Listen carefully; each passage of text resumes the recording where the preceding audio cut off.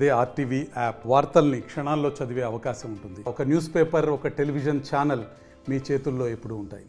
నా పేరు కే నిత్యపూజయ్య, పాతకడప హరిజనవాడ సార్. మా అన్న కుమారుడు సుబ్బరాయుడు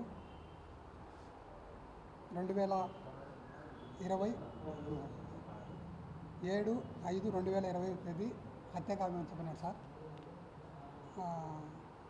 మా అన్న కుమారునికి 2006లో వివాహం అయినది. వివాహం అయితే ఒక పాప పుట్టినాకలా ఆ అమ్మాయి మా కోడలు బాలింత వ్యాధిలో చనిపోయింది సార్. చనిపోయిన సంవత్సరానికి 2008లో మా అన్నకుమారునికి రెండో వివాహం కమలాపురం మండలంలోని జంగంపల్లిలో రెండో వివాహం కవితను చేశాం సార్. రెండో వివాహం కవితను చేశాము.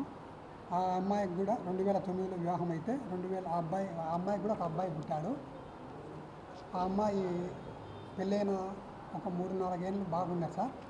మళ్ళీ తర్వాత మా వీధిలోనే మా ఊరిలో అనిల్ కుమార్ అనే ఫారెస్ట్ ఆఫీస్లో అవుట్సోర్సింగ్ డ్రైవర్ను అక్రమ సంబంధం పెట్టుకొని మా అన్న కొడుకును 5/7/2002 తేదీ హత్య చేసినారు సార్.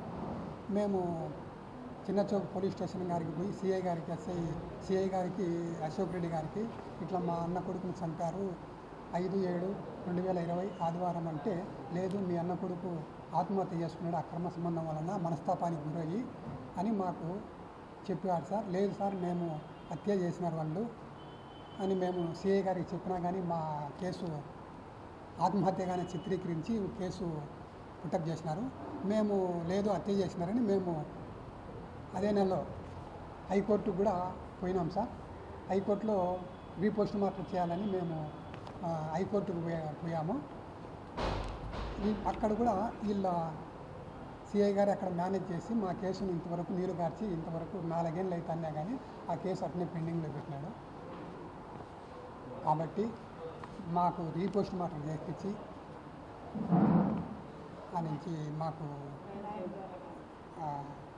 సిబిఐ ఎంక్వైరీ వేయించి వాళ్ళను ముద్దాయిలను కవితను అనిల్ కుమార్ను ఈ ముద్దాయిలను కాపాడిన సిఐ అశోక్ రెడ్డిని వాళ్ళ మీద కఠిన చర్యలు తీసుకొని ఈ ముసలి వాళ్ళ తల్లిదండ్రులకు తల్లిదండ్రులు లేని పాపకు ప్రభుత్వం తరఫున కానీ మీ విలేకరుల తరఫున కానీ వాళ్ళకు న్యాయం చేయవలసిందిగా విన్నవించుకుంటున్నాం సార్.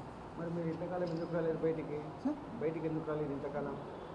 మేము ప్రభుత్వం మరిన్ని వీడియోస్ కోసం ఛానల్ ని సబ్స్క్రైబ్ చేయండి. లేటెస్ట్ అప్డేట్స్ కోసం వాట్సాప్ ఛానల్ ని ఫాలో చేయండి. అండ్ లింక్ డిస్క్రిప్షన్ లో ఉంది.